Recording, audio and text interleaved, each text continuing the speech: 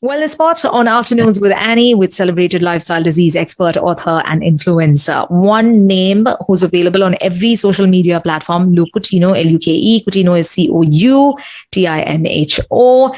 Apart from the small wins campaigns, there are various other messages he gives you to help change your lifestyle. In fact, a very important project I think, Luke, you have taken up is with regards to children. Welcome back, and I can't wait to talk about it. Great, Andy. It's good to be here. And yes, the focus on children has to be primary. And while we can work through different schools, I've decided to make it easier for myself. Because while I don't have time to visit schools and do separate sessions for them, we, through our UCare community, every 15 days, I am going to address the kids in a Zoom class. And we're going to be talking about fun stuff, but I hope to empower them with knowledge so that they can make the right decision. It's not about telling them, don't eat this, don't eat that, this is bad. People have to have a healthy relationship, especially kids, with food. But once they learn why, without me telling you why you should not eat this, but because I've empowered you with a skill, like, for example, to read labels. Right. A child over the age of 6, 7 can read labels. And once they know to flip over that product and read labels, they are empowered to decide whether that product is healthy or not. And believe me, I used to do this session in the US about 8 years ago and stuff like that with loads of kids, and children love it. Because then how do I know it was successful? Because parents would call me up. Hey, you know what? My child's not eating anything. I said, what do you mean? I think they look at the labels and they say, that's bad. I said, that's good, right? That's good because they're learning and they're making informed decisions, because children like to be empowered. They like to feel involved in a decision. They don't like saying, no, this is bad. Don't do this. I'll punish you if you do this. No, teach them. It'll sink in. Maybe they'll still have that bag of chips, but they're going to do it with awareness. And that's the whole idea. Doing it with awareness and consciousness. Oh, that's beautiful, which means label reading has to become a thing. It has to be part of our routines. And as much as the kids need it to be empowered, I think adults have been ignoring it for the longest time. All this while, I think we only went with popularity. We forgot about labels and why there is an effort put into naming what are the ingredients in that particular bottle on the shelf and how long it is on the shelf and can stay on the shelf. So I think the longer it stays on the shelf, I think, look, it kind of is kind of bad for us, right? It's got more chemicals and preservatives. As simple as that. Let me give you an example. You can make almond milk at home. Yeah. You can take almonds, soak them overnight, put them in a grinder, take a muslin cloth, strain it out, you have almond milk. You have almond meal on the other side. You can actually make pancakes out of that. Now that will last you in the fridge for not more than 2 days. It'll spoil. Now pick up almond milk that's sold in the supermarkets. 3 months, 6 months, 1 year. Yeah. Now you can think of all the stuff that's gone in to preserve it, right? So we got to be smart about these things. But there are certain clues which I'll share today that makes it easy for any kid and adult to do it. Number one, don't be fooled by the fancy packaging.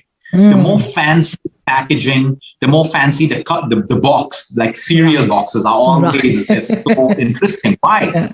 Distraction. The more fancy it is, the more reason for you to flip the box over and read the label. Okay? So that's rule number one. Like, you'll never find an apple packed in a fancy thing. You'll never find a basket of fruits. It's just fruits. As simple as that. That's the ingredient, apple. But the whole point is, with all the fancy stuff, all the more reason they're trying to deceive you. They're trying to trick you. Flip it over and read the label, and you're going to find something that isn't good in that. Okay, so you can make an informed decision. Right. I'm not saying that you don't have to have it, but if you've been having something like a cereal, thinking it's great for you, and you flip it over and now find out it's filled with refined flour and sugar and very little actual cereal, you'll be deciding to stop that. The second thing, when you read the label, if the label is really long, the ingredients, and you can't understand the words, like there's a list of chemicals, dump it. Don't even take it. If you can't understand what you're putting into your system, see, if the label's short, sometimes there's something new, like, a new ingredient. You can always Google that up. But if it's a long list, don't do it. Why do you need so much of stuff? So many chemicals, so many preservatives, ignore that. Number 3, look out for fiber. You want fiber to be greater than 3 grams at least.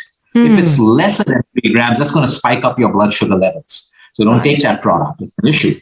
Look for the first ingredient on the label. The first ingredient, as per law, is supposed to be what the product is primarily made up of. Yes. And now most of the products that you buy, if the first word is sugar, your product is primarily made up of sugar. Right. So you got to, that's how you look at labels this way. You also want to look at the salt. Okay, if it's very, very high, because a lot of crisps and chips and stuff, they have a lot of salt that makes you more and more hungry. And finally, look out for words like trans fats, right? Partially hydrogenated fats. These are products you want to dump. Now, sugar. Be careful of this. There are 50 plus different names of sugar. Everyone knows that a high-con fructose syrup is bad, but people have found different ways. So sometimes you'll see tapioca starch. It's high-con fructose. You'll see hydrolyzed vegetable protein. Okay, that's a form of MSG or high-con fructoses. They disguise their names in all of these things. You'll find fruit juice, and you say, "Oh wow, this is sweetened with fruit juice." High-con fructose syrup again. So this is what we're going to cover in our class, because there's a whole slide of different, deceiving names of sugar that we're going to try to teach the kids to pick up on. So this is the limit that most food lobbies or food companies will go through to because people are getting smarter. Yeah. People are getting smarter, so they're getting smarter too by disguising all these names with fancier names like vegetarian hydrolyzed protein and stuff like that. So we got to be careful of these. So these are the basic clues that you should look for. Now look at nature. Nature doesn't have any list. An apple is an apple. Ragi is ragi. Jowar is jowar. Rice is rice. Simplicity. There's nothing added to it. Right. So you have to be careful when you read, by reading labels of the product. Peanut butter. Let me give you an example of peanut butter. Peanut butter, healthy, but not all. If you turn on most commercial brands, what should peanut butter have? Peanuts, and maybe a little bit of salt. Right. But it has hydrogenated fat. It's got added sunflower oil, palm oil. Why? Peanut oil will automatically be extracted when you're making it. Fruit juice. What do you think a carton of fruit juice should contain? Fruits. But turn it over and see the label. Read the label and see what else it should have. And that's how you learn to read labels and empower yourself to make a better decision. Right. We need to empower ourselves. We need to also ensure our children are empowered. Today, it's all about being aware, empowering ourselves with the correct information. And you have experts like Luke to help you with that. Don't forget to look it up more often. And I think make it a habit. I have been looking up labels and reading it. I take my own sweet time when I'm at a grocery store. And I prefer doing it that way because I can read the labels instead of just buying it online. Yes, there are times that I do buy online as well, but only of the products that I'm really sure about. So I think, let's start training ourselves to do things to lead a better life. Thank you so much for this today, Luke. Thanks, Annie. Have a great one. This is Wellness Spot with Luke Countinho on Afternoons with Annie. Subscribe to our YouTube channel and hit the bell icon so you never miss a video from Radio 1.